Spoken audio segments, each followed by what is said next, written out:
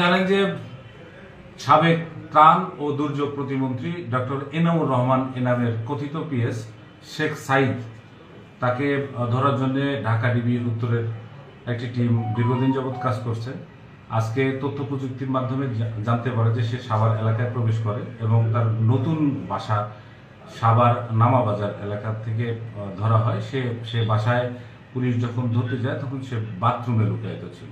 তাকে ধরার পরে জিজ্ঞাসাবাদে জানা যায় যে সে এনামের কথিত পিএস এবং সে সাভার এলাকায় টেম্পো স্ট্যান্ড সহ বিভিন্ন এলাকা থেকে প্রতিদিন প্রায় 3 লক্ষ টাকা চাঁদা আদায়ের অভিযোগ তার বিরুদ্ধে আমরা পেয়েছি এবং একাধিক ছাত্র হত্যা, বৈষম্য বিরোধী ছাত্র হত্যা মামলা তার বিরুদ্ধে আছে।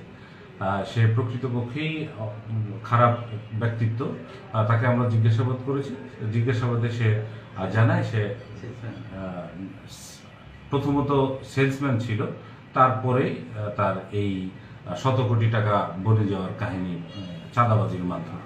আমরা তাকে আজকে ধরতে সক্ষম হয়েছি। আমরা তার বিরুদ্ধে আইনি ব্যবস্থা প্রক্রিয়াধীন। আমরা তাকে মামলায় চালান দেব এবং সাভার থানায় হস্তান্তর করব। থানা মামলা তদন্তকারী কর্মকর্তা যদি মনে করেন রিমান্ডে দেবেন, অবশ্যই তাকে রিমান্ডের জন্য প্রেয়ার দেবেন।